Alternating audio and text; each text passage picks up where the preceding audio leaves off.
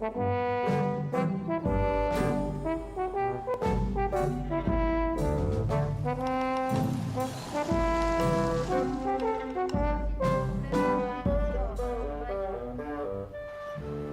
c'est cette année. C'est dans 2 jours. In a farmhouse trying hard to be a chateau in southwest France, Lilian Chieblo's organising a garden party to celebrate the flowering of the vine. The Fête de la Fleur. It's June and the grapes won't arrive until September, depending on the sunshine. But the 750 guests arrive this Saturday, whatever the weather. And the garden? The car park? They arrived this morning.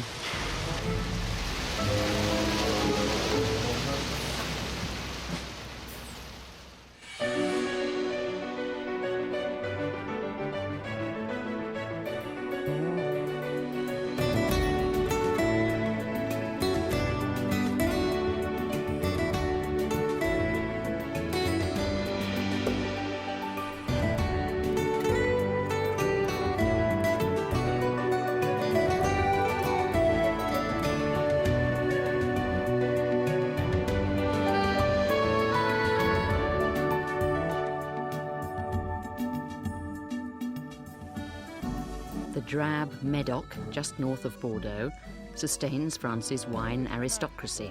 Christian and Lilian Chieblo live in Paris. Being allowed to host the main event in Bordeaux's social calendar should provide them with an entree to this exclusive society. This fetching outfit celebrates the fact that Christian made his money from credit cards, or at least the little brass techno bit at the bottom. The man on the right, by the way, is the garden party's choreographer. Christian bought Chateau Laduisse derelict and set about creating an estate by buying up patches of vines all over Saint-Estèphe and registering the lot as a new chateau, incorporating the name of his wife Lilian, all perfectly legal. If the party's a success on Saturday, they'll have arrived in Bordeaux. The Commanderie du Bon Temps de Graves et des Médoc is organizing every year 3 events. The nicest event is the Fête de la Fleur. The vine is blooming in June, and on that occasion there's a celebration. And what's involved for you getting this chateau ready to receive your 750 well, guests? Well, that was Christian's idea. I think I wouldn't have done it. How much is all this costing you? Unfortunately, I think between 500,000 francs and 1 million francs. For such an organization, you need, without sponsor and paying everything, you have to spend 1.5 million francs to do things like that. So why do it? What's in it for you? For us, it's very important because we are new. It's not so easy to enter the community here. The wine, all the chateau, they are here, and I think you have other satisfactions than having a good return on investment. He wanted to do it since 2 years, to get it a little bit more known. The kind of achievement to be recognized as a chateau doing nice wines. The first few vintages have been well received. Fleshy, oaky, modern wines. Philippe the winemaker would like to make them even better. But because Christian's in Paris and June's a quiet time in the cellar, his main job now is party organizer. One particular task must have gone against the grain somewhat, being asked to grab up vines. All the lawn you see here outside were vines before, so we had to get a little bit bigger. More space around the chateau, and I'm quite satisfied today. It looks much prettier. How long have those roses been there, for instance? Oh, 4 days.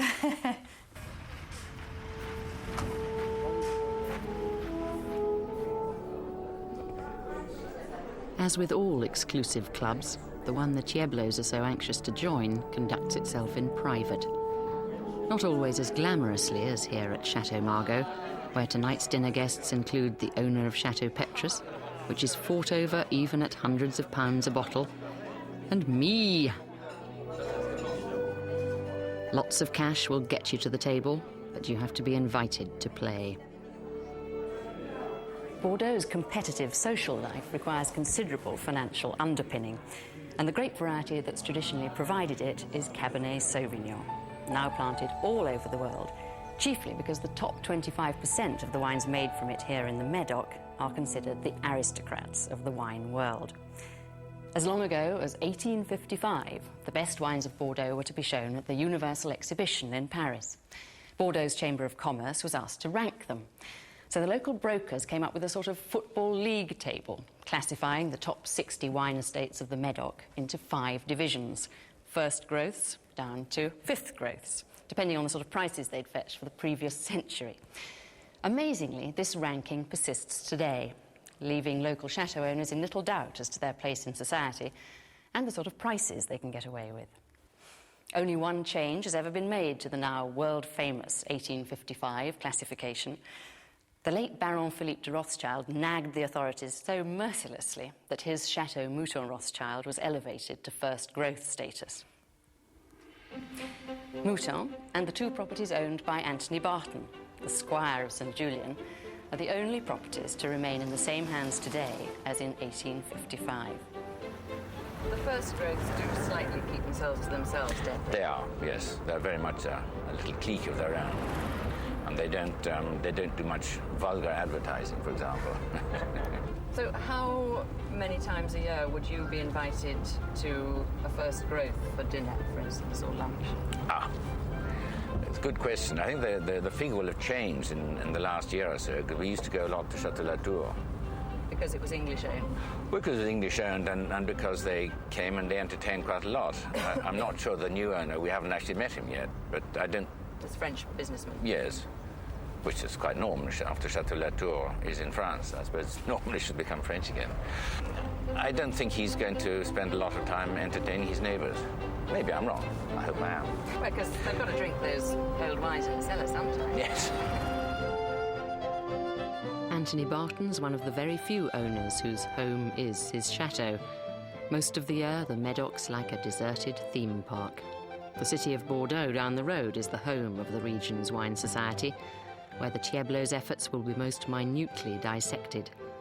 But many chateaux nowadays are owned by insurance companies, banks, or people who fly in for summer entertaining at these cosseted wine farms, mainly from Paris, sometimes from Tokyo.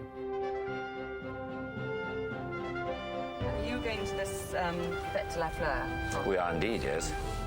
Well, they're kind enough to serve our wine, so it'd be very ungracious not to be present. And is it true, because the Chieblos own this property, which isn't a classed growth, it's quite an ambitious project for them, isn't it? It is, but it's far from being the first time that a non-classified growth holds either Fête de la Fleur or the Bon des Vendanges. But I suppose all the locals, when they go, will be looking very critically, won't they? Yes, to be honest, yes, but no more critically there than they would elsewhere. And they wouldn't say, we're going to a non-classified growth and therefore they're likely to do a less good job than elsewhere. Rather the reverse. But I think people are always inclined to find fault. It's a pity because it's a tremendous strain on the owner and his wife and family. I think it takes at least a year to prepare it all. And I think the guests who criticize often don't realize what actually involves, say nothing of the finance of it, which is enormous. How much? I guess, it's up to the proprietor to choose, but it's in the region of about 2 million francs, all blown in one day, which is a lot of money. Garden parties may be a familiar strand in the web of British social life, but are a novelty in France. Lilian Chieblo's hoping her unusual afternoon entertainment will benefit from its chic associations with Buckingham Palace. I must say you look remarkably calm, considering how much there is still to do. Well, I was very much excited last Friday. I think everybody wanted to go away. What, you were getting angry with people? No, last week I didn't got a definite list of all participants, and I couldn't send the confirmations of the invitations. Without list, you can't do anything. You invited Prince Charles, didn't you? Yes, we did. But unfortunately, I think on next Saturday he is in Scotland. And this event has been foreseen at least 1 year before. So unfortunately, we won't have him. But they will, thanks to a well-connected Parisian PR, have 4 princes, 5 princesses, several counts, 2 marquises, one of them human, and a famous filmmaker.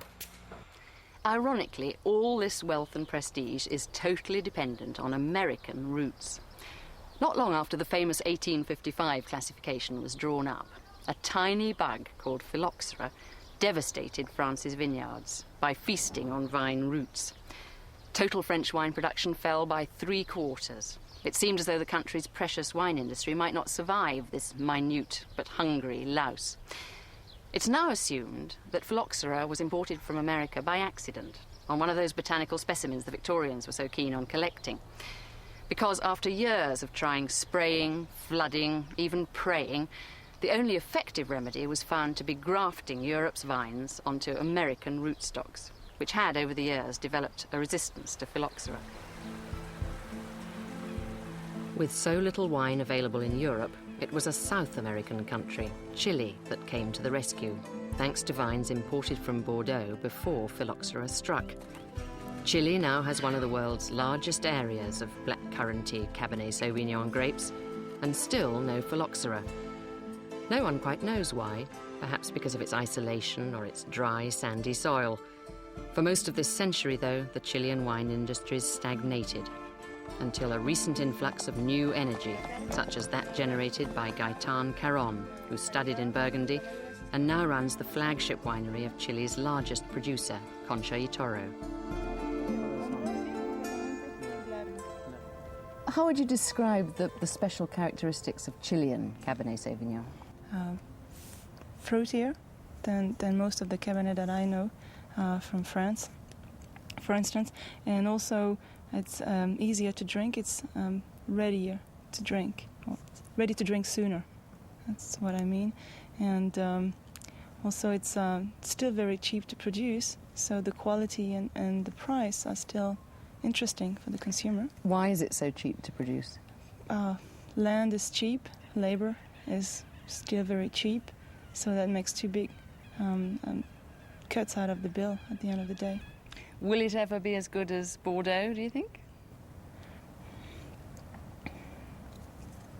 I like to dream that they're going to be as good as these wines over there. Yeah, definitely. Yeah, I'm not sure this is going to happen. It takes a long time. I mean, to improve the wine quality from the vineyard, because this is where everything is done. 80% of the work is done. So maybe the best terroir haven't been found yet. Also, maybe we haven't refined our viticultural practices here in order to make these fine wines that can directly compete with the top wines in France. But they're going to be better and better. Yeah, we're working on that. Definitely, I'm working on that. What's it like trying to drag a huge, old company into the end of the 20th century?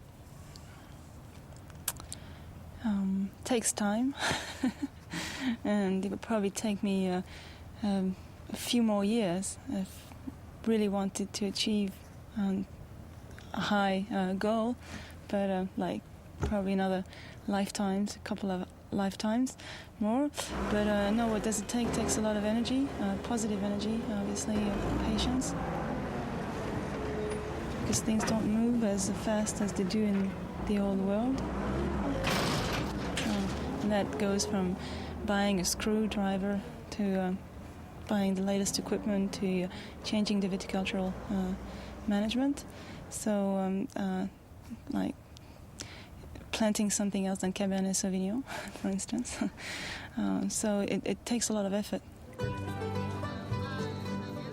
Even more effort than usual this year, because 3 weeks before the start of harvest, before lorry loads of white grapes would roll in, baby Zoe arrived, just after Gaetan's return from a Rolling Stones concert in Santiago, an hour's drive north of her house by the winery. Isn't it difficult being a female boss here in Latin America? No, actually, and I've never wanted to be a boss, so maybe I just don't react like a boss. But no, I've got really great relationship with all the kids at the winery, with the workers, and also with the rest of the team at Concha y Toro, because we're a big company. But just at the winery itself, no, I've got really excellent relationship with the crew, really nice. And they respect me, I respect them. It's just no problem at all. It's been probably more difficult in France. It's March now. When did you last have rain? Drizzle, we had that about, so it's 3 weeks old, was about 2 weeks ago. Had some drizzle. But real rain in December. Had a couple of days, that's all. And before that? And before that in winter, and that was September, August. I find that very difficult to believe as a British person, I must say.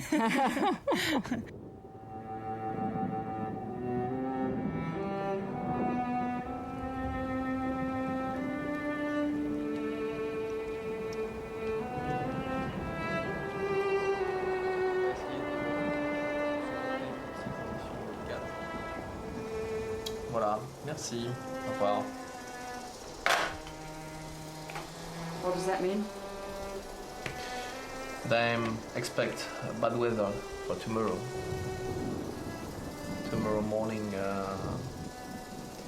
strong rain, and tomorrow afternoon, better, but cloudy.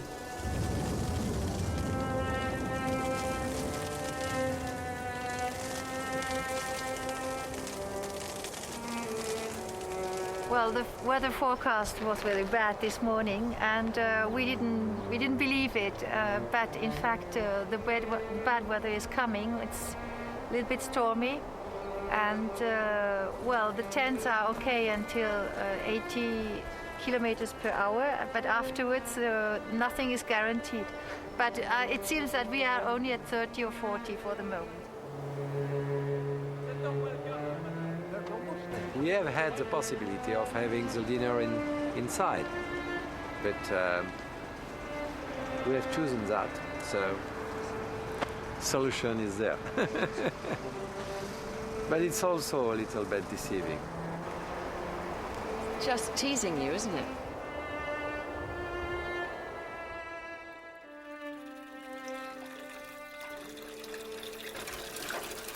What makes Cabernet Sauvignon so special as a grape variety is that the grapes are so small and the skins are so thick that the wine is full of flavour, colour and tannin, the mouth-drying preservative that keeps wine going for decades and decades.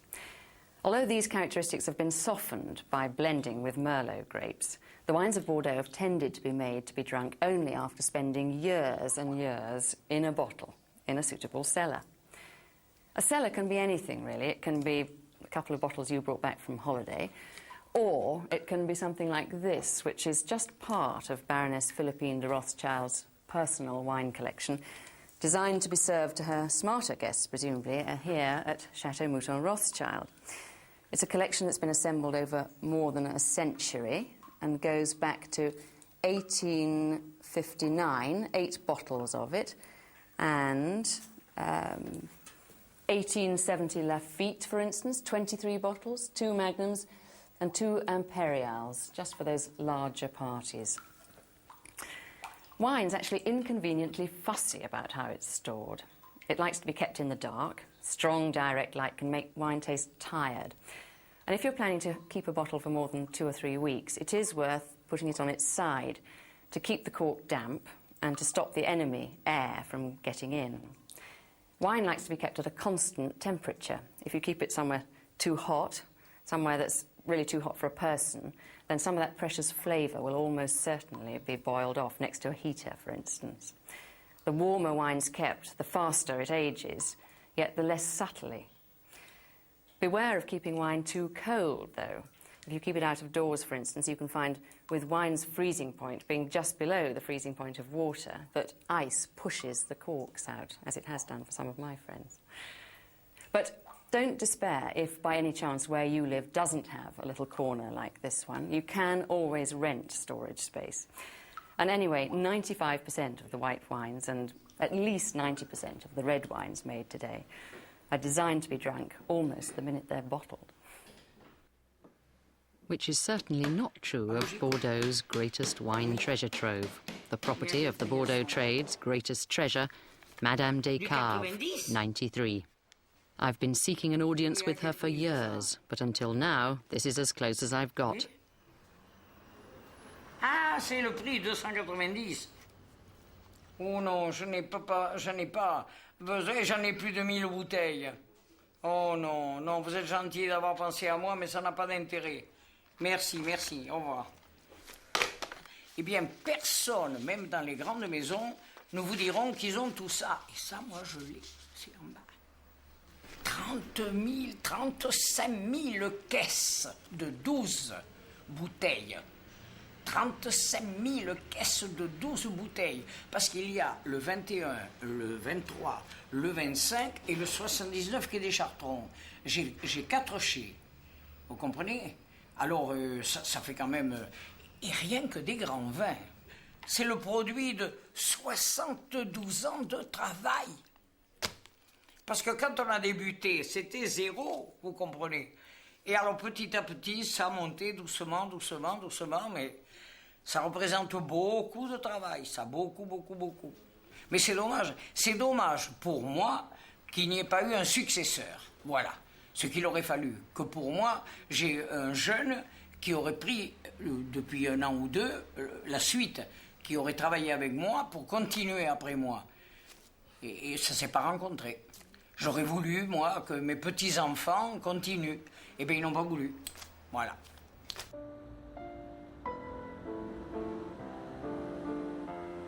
I can just understand the reluctance of Madame Descartes' grandchildren to enter a trade that's so clearly in decline.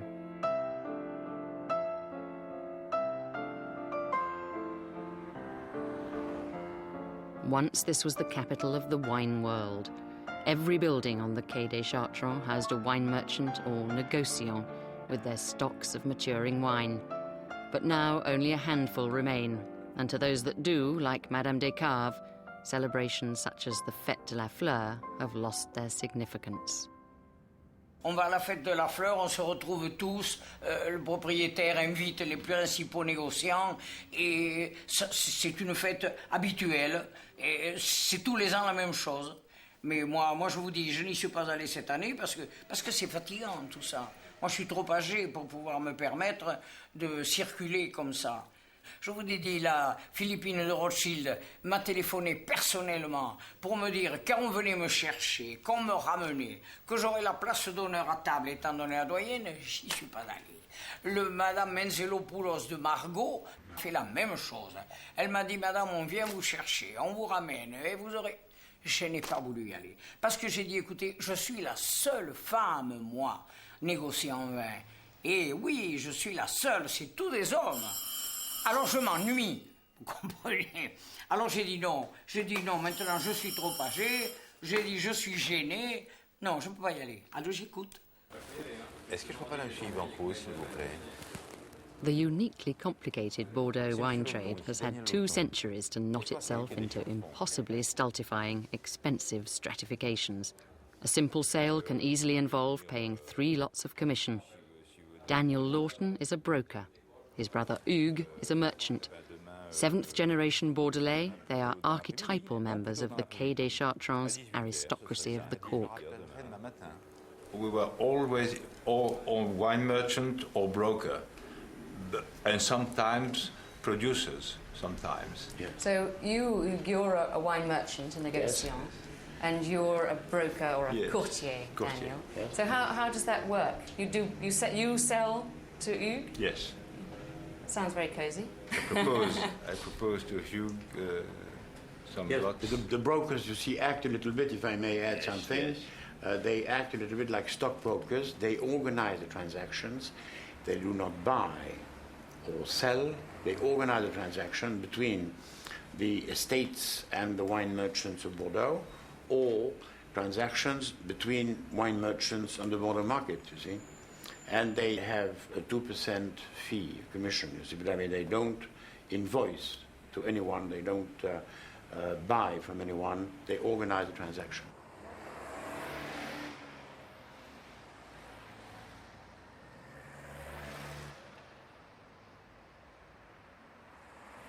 The chateau owners, even the greatest chateaus, the first crows, let's talk about Chateau Margaux, they prefer to call the brokers. You see, they wouldn't like to deal direct with the wine merchants of Bordeaux.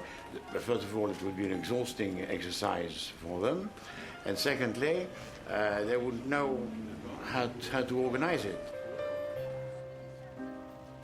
And this is garden party day. Hostesses and Lillian's costumes sponsored by Escada. Barton and Lawton's red velvet's been in the family for decades.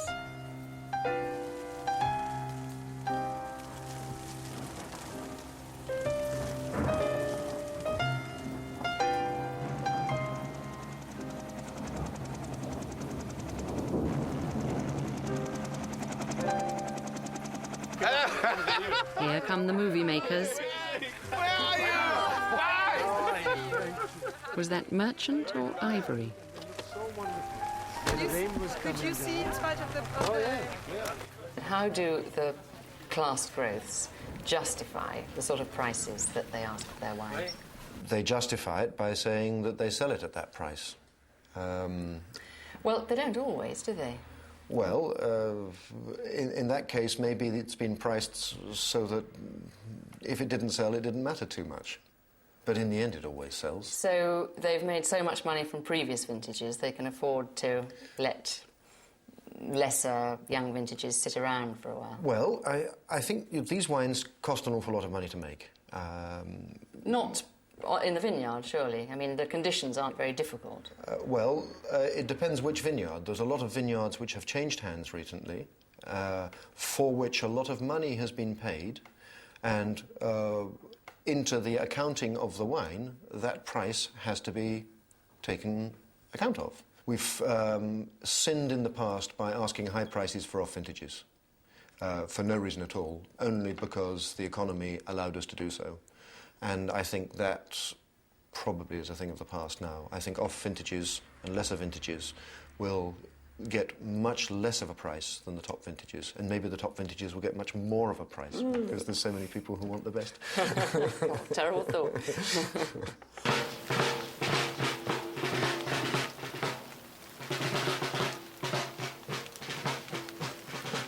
Oh dear, all that effort dashed by nature. No one even realised there was supposed to be a garden party after lunch. The red carpet ran out, but the red wine didn't. Certainly not Anthony Barton's claret, so unfortunately served with the chocolate pudding.